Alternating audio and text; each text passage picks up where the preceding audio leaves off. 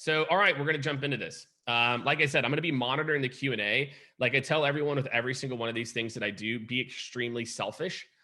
Ask the question if you're thinking it, if you're like, what does this look like? How would this apply to me? I'm at a bigger company. Let me know.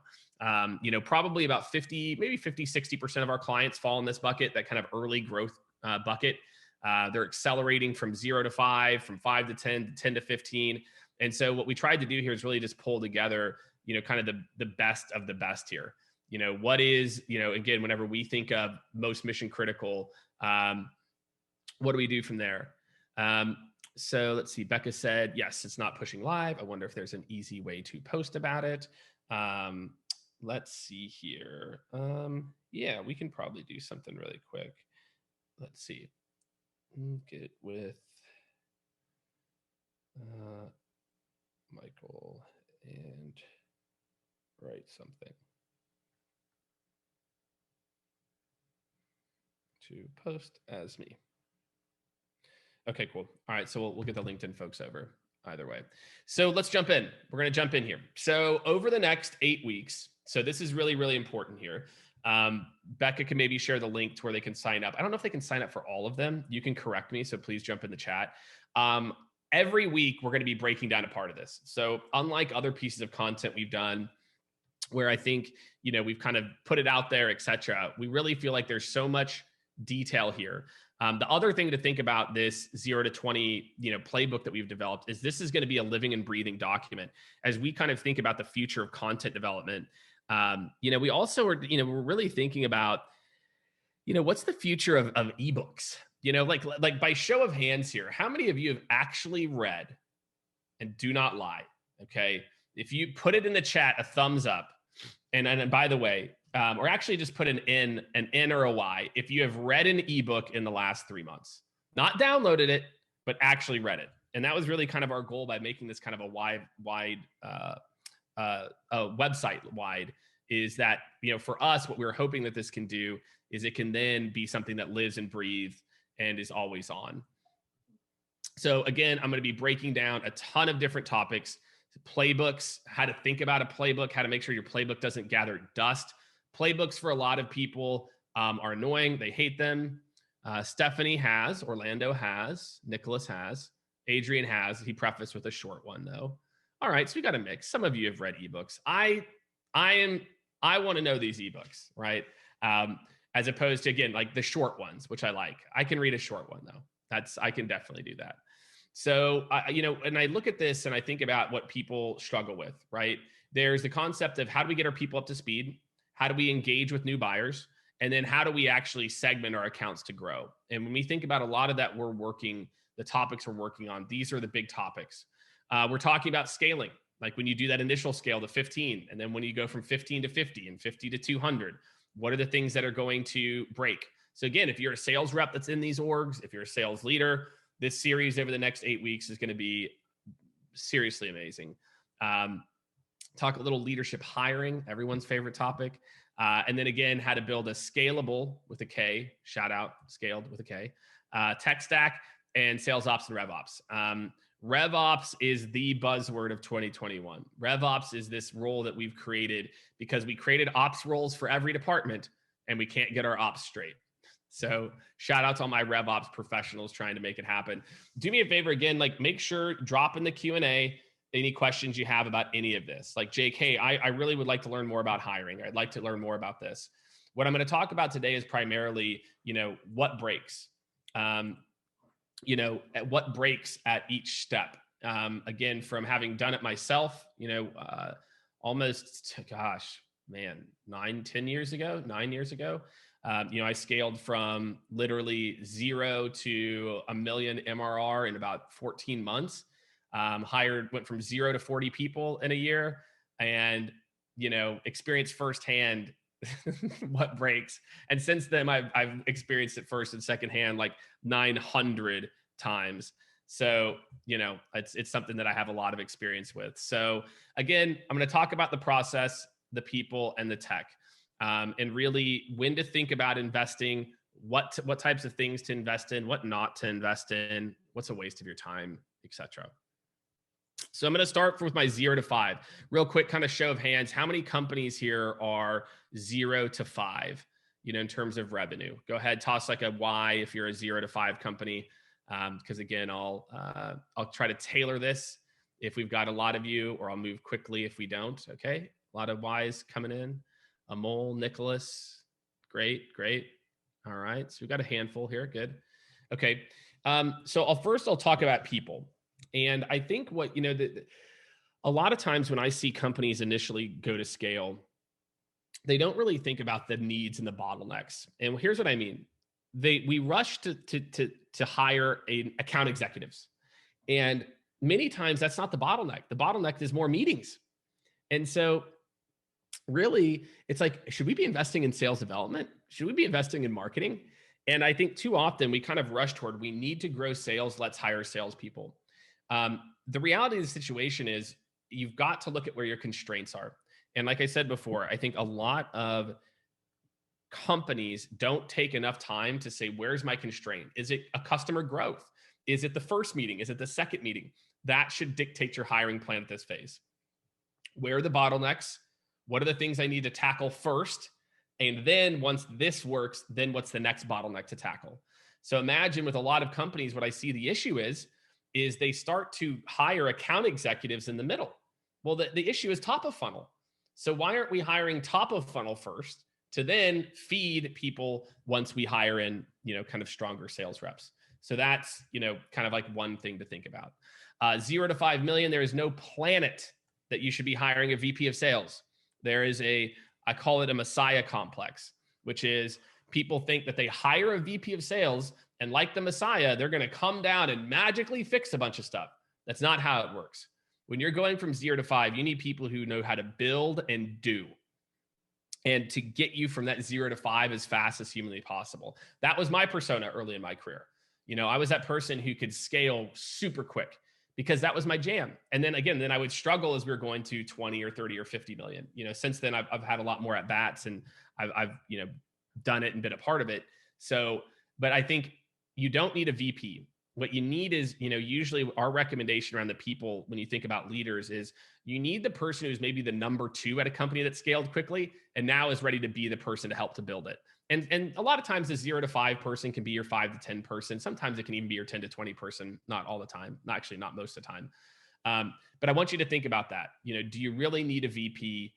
Or like when you think about what the needs of the business are, and give that person the VP title. Yeah, and that's the difference, right? Like people give around VP titles. When I think of a VP, I think of someone who manages managers or manages managers who manage managers, right? Anybody can give someone a VP title, but a true VP is someone who manages managers. That's kind of how I think about it. And in reality, it's they manage managers of managers. The other piece is hiring with no sales process. So this is probably one of the biggest mistakes.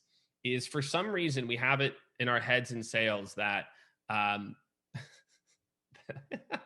that salespeople just magically sit down and produce sales.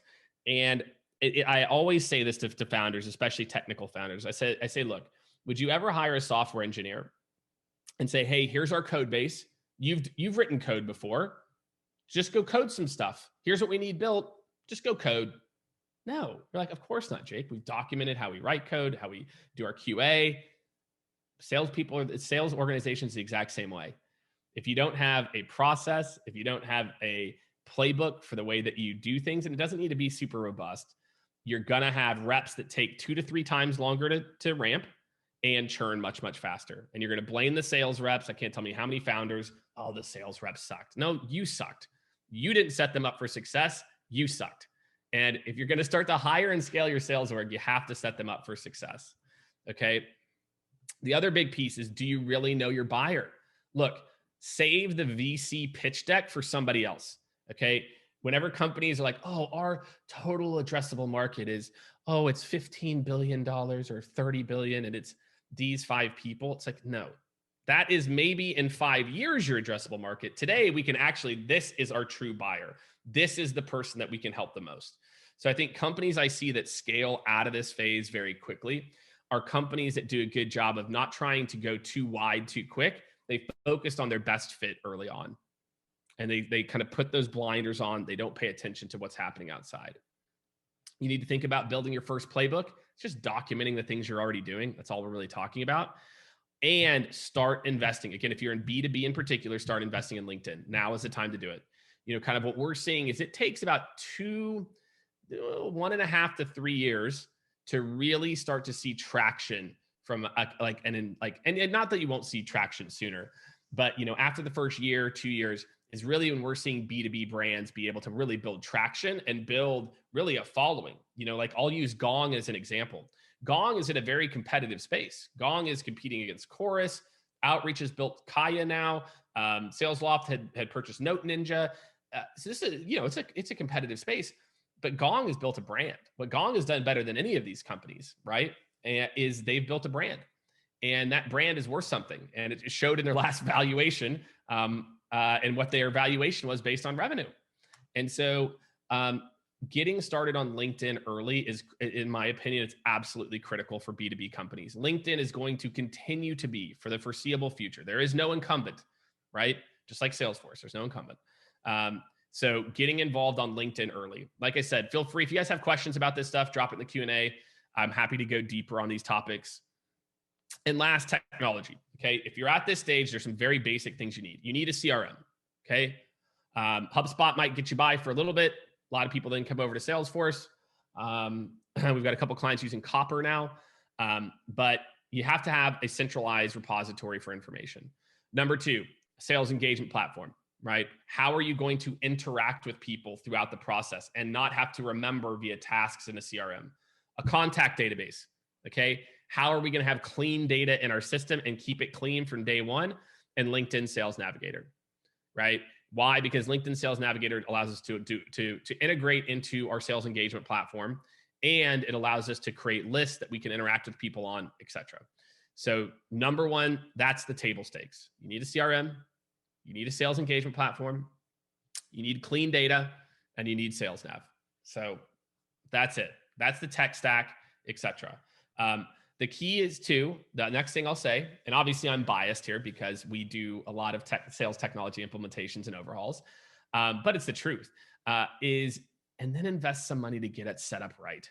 It's amazing to me how many companies spend $20,000 on this tool, $50,000 on this tool, and then invest like no time to get it set up correctly. It's why Salesforce makes you have an implementation partner, because they know if you don't do that, you won't set yourself up for success. So those are the musts. For all my 0 to 5 folks, that is the table stakes. Okay. So I want you to just think about where you're at today.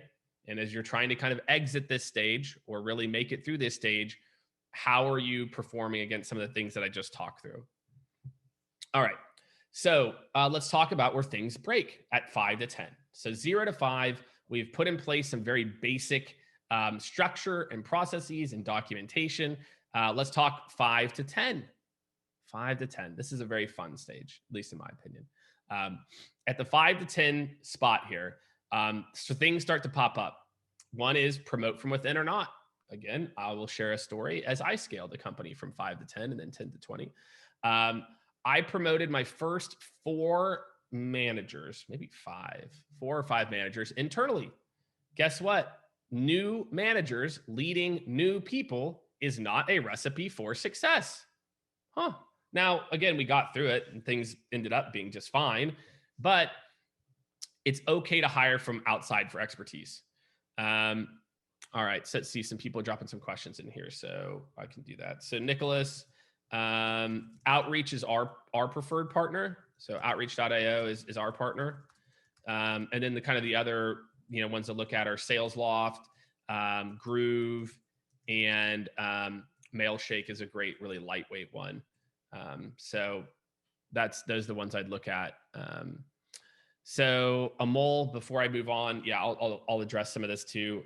Nail down target customers for IT services. Yikes. Amol, this is a really tough place to play in.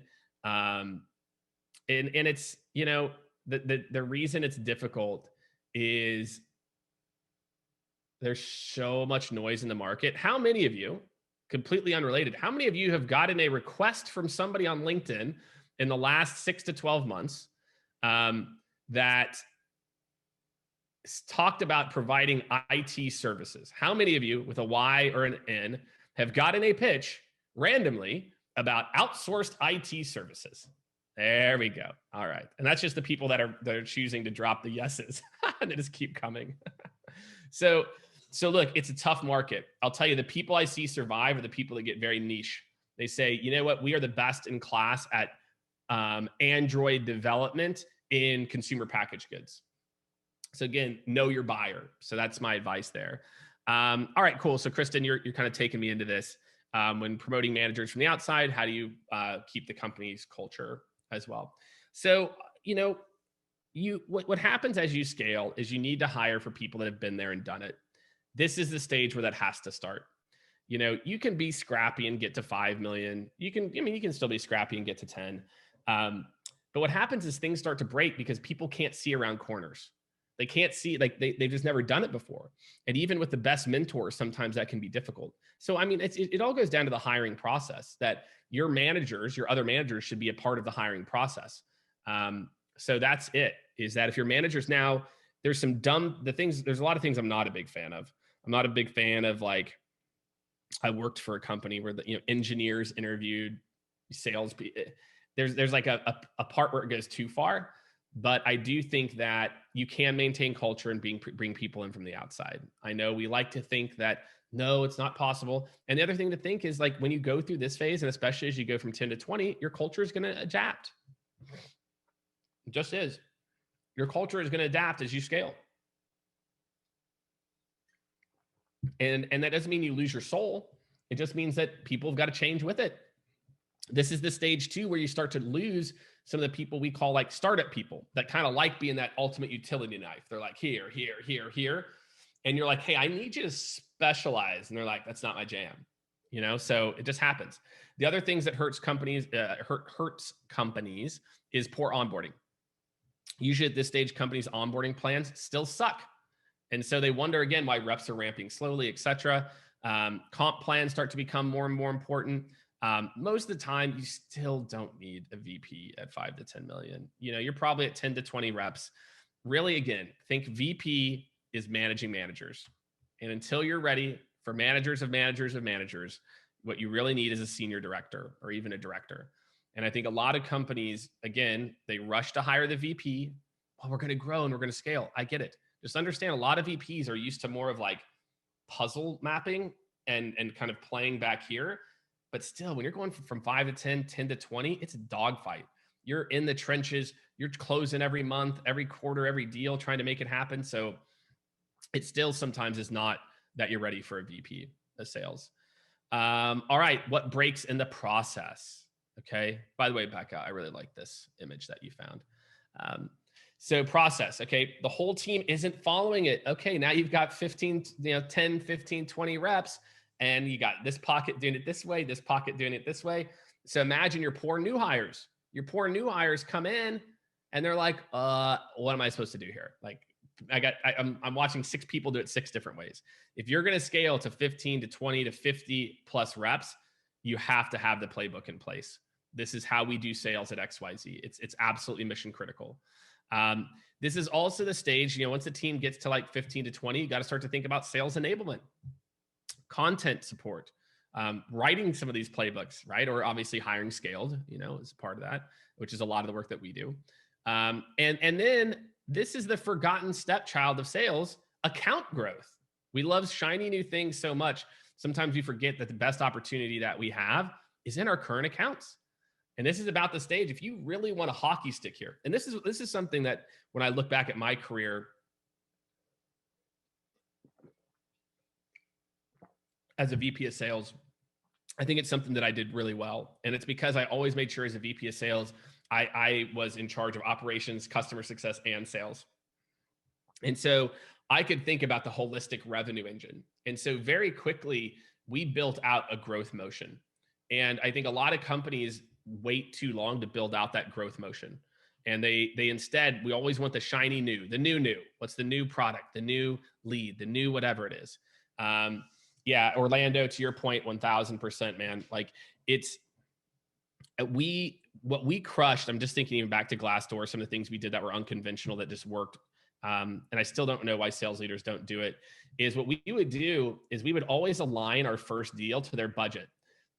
Everyone is so obsessed with annual contracts. What we realize is like annual contracts can be really dumb if you can grow accounts faster, because many times annual contracts lock people into a decision that they're okay with waiting to make again.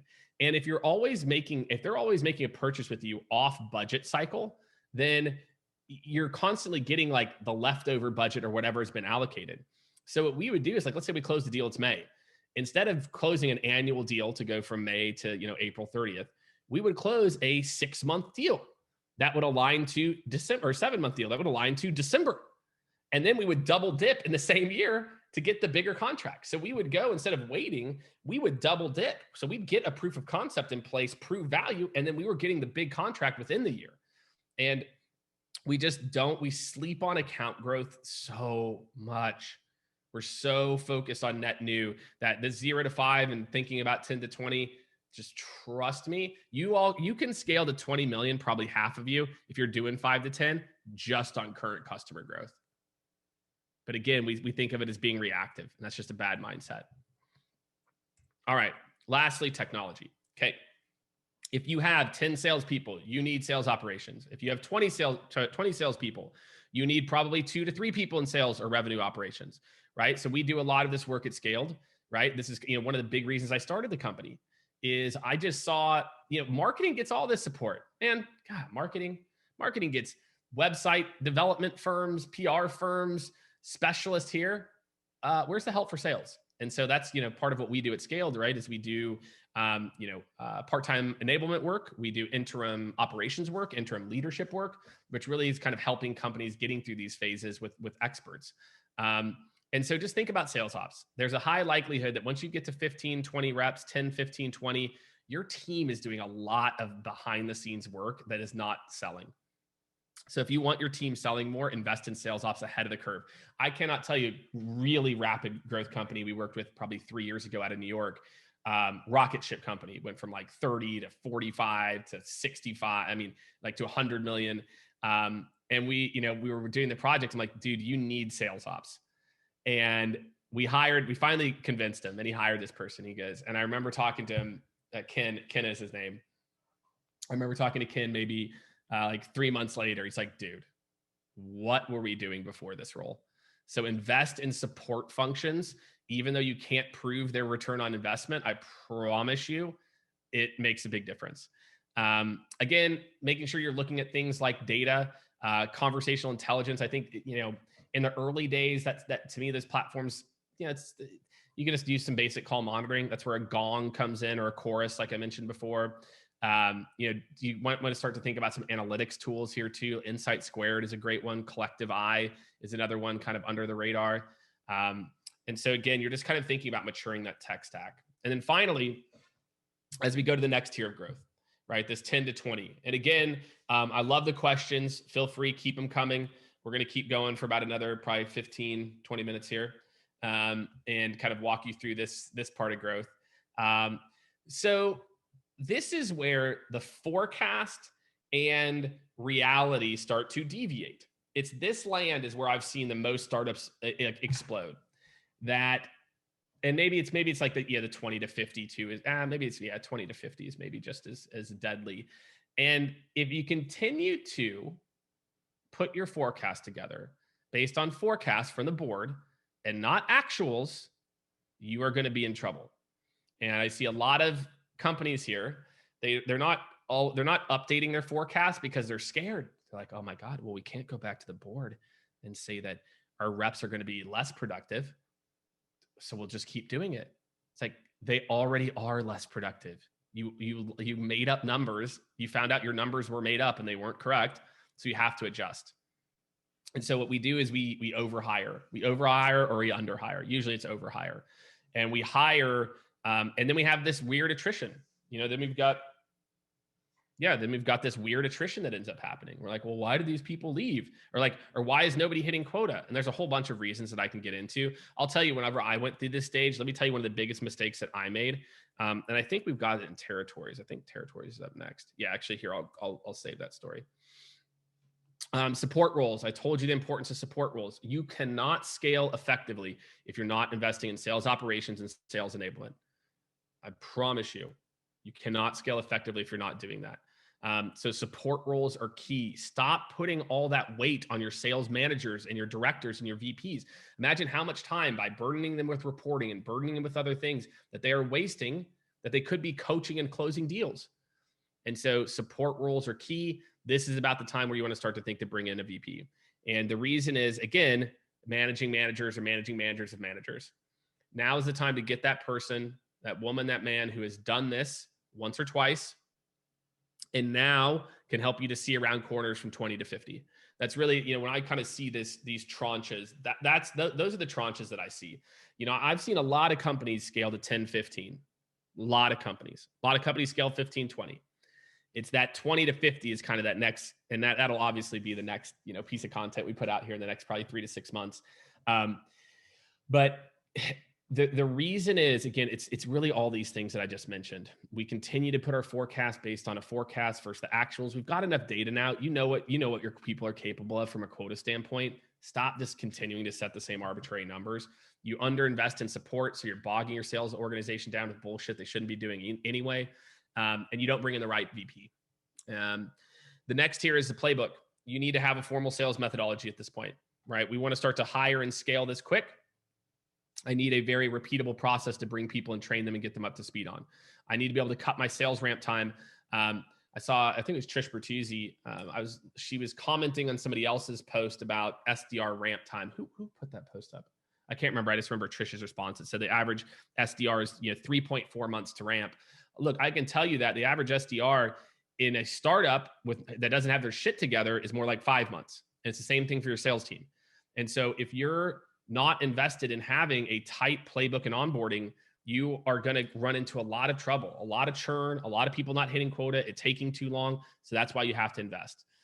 Territory planning. Okay. I want to be very clear. I'm not saying you have to create rigid territories. 10 to 20 million. It's still maybe too early to have super rigid territories, but I will tell you a mistake that I made when I was at Glassdoor. I had all my reps who were like my first 5, 10 reps. And as we scaled to 30, 40, again, in a very tight window, all of a sudden people were struggling to hit quota. And, I couldn't quite figure it out. Like they had the same number of accounts. What I didn't realize, this visualization, as soon as I close my eyes, I can literally picture it. What you don't realize is your first 10 to 20 reps are like big oak trees in the middle of what looks like a green field. As building a sales organization, I'm trying to build kind of rows of soldier pines, right? I'm trying to build a very beautiful, well-planned, and your first 10 reps are kind of these big oak trees that like put their roots everywhere, but it's all underground. And so you look on the top and you're like, look at all this green field. There's so much green field. We'll just plot more trees in, but you don't see that the roots below are choking it. And what I mean by that is you're usually your first 10 to 20 reps have all the best accounts. They've got the best territories. They've got accounts that are not even working. And so one of the big details that you need to do as a company as you scale is you've got to start to pull those accounts away from people to set other people up for success. And again, like that was something I didn't notice in real time. It was only until I was able to reflect on like, man, what was that? That I realized that, hey, we were, and these roots had spread underneath that you never saw. So that's why territory is important. Cross team, this is where marketing and sales working together. This is where sales development and sales working together, sales and customer success. These issues start to become very real. For a lot of you, one of the things I want to encourage you is, for a lot of people, you won't see real churn until year 3 or year 4. And so I see a lot of companies, they'll scale up quickly. They'll get to 10, 15, 20, 25 million, 30 million. And they just continue to project, but they don't realize their base is eroding. And so that's from a lot of that cross-team communication. Product, what are we making sure that people are using it? Are we advancing the features? What are people saying about our onboarding process? Well, what's our % of people that are reaching power users? All this cross-team communication stuff becomes important.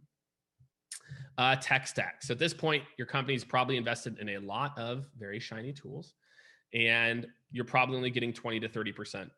So this is where bringing in experts comes in. You have a lot of tools.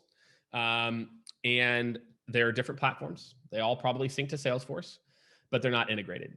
And that's where you want to think about revenue intelligence platforms. I mentioned Insight Squared, Collective Eye, Tableau, if you go kind of like, big picture. And you want to think about how are we integrating our tool stack?